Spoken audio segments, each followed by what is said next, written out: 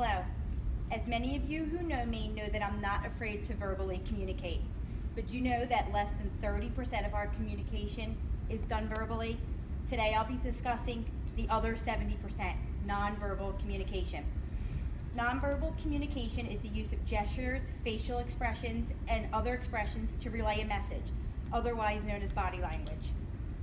A scholarly article called Insight Through Body Language and Nonverbal Communication says nonverbal communication can complement, repeat, contradict, regulate, replace, accentuate our verbal and vocal messages.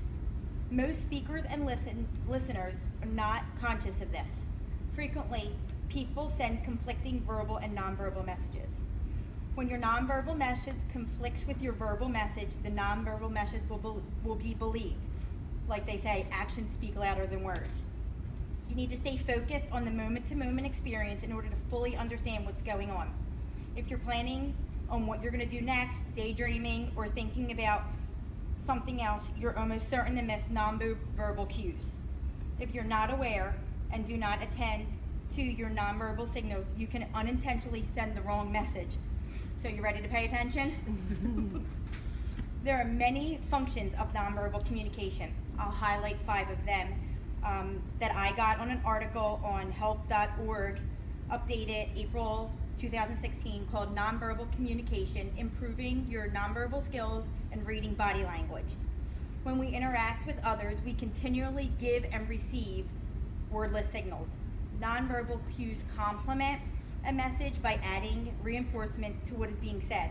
For an example, if you were to say hello to me and another is simply repeating your meaning behind a message. This is an agreeing head nod or a disagreeing eye roll to someone's gossip. Nonverbal can contradict verbal messages when they convey a meaning opposite to what is being said, such as sitting bored or daydreaming, like during our PTO meetings, then approving an idea. Nonverbal communication can regulate a conversation by controlling the course of the discussion. For instance, touching someone's arm or raising your hand can send a signal that you wish to speak or that you would wish to interrupt. Substitution occurs when nonverbal message replaces the verbal. Given that stare when someone asks you to do something that you really don't want to do. Keep all these functions in mind when I explain the different types of nonverbal communication. So I have a little paper here of all different kinds that I'm going to describe coming up. There are many different kinds of nonverbal communication that we can all relate to. The first is a person's physical characteristics.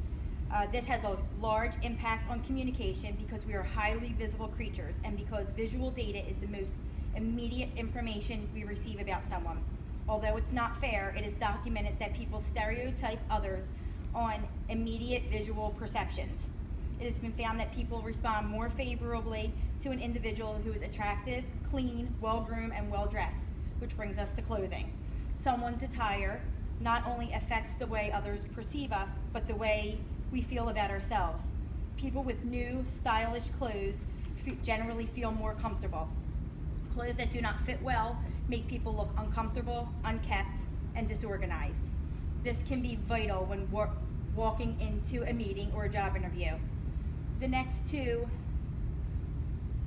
are demonstrated on here are the most important when you send a message to read another's personal intent. Your posture is nonverbal communication, includes your body orientation, your arm position, leg position, general sitting position.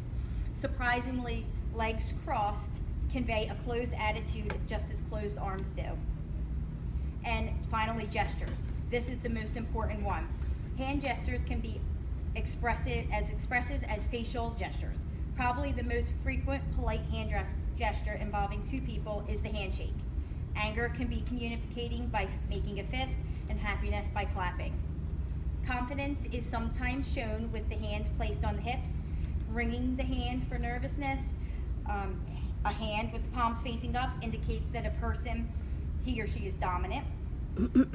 Careful attention to hands and those others would doubtless reveal even more. There are more than 700,000 possible motions we can make, some impossible to categorize, but you need to be aware of body movements and position is the key ingredient when sending a message.